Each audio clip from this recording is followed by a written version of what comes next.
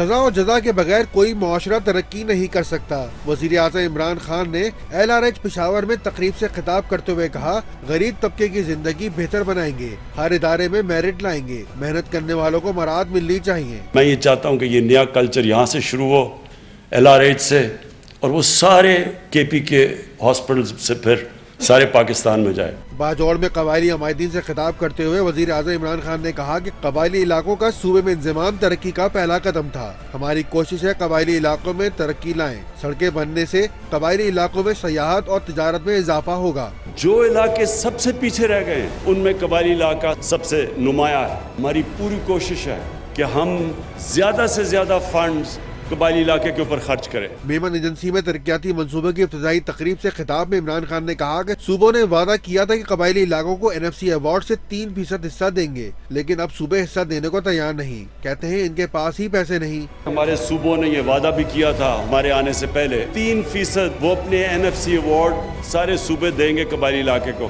ہمیں حکومت ملی تو وہ صوبے تیار نہیں ہیں اپنے وہ فنڈ دینے کے لیے جو انہوں نے وعدہ کیا ہوا۔ وزیر اعظم عمران خان نے کہا کہ انسداد اسمگلنگ کے لیے پاک افغان سرحد پر باڑ لگ گئی، تجارت کے فروغ سے قبائلی علاقوں میں ترقی ہوگی۔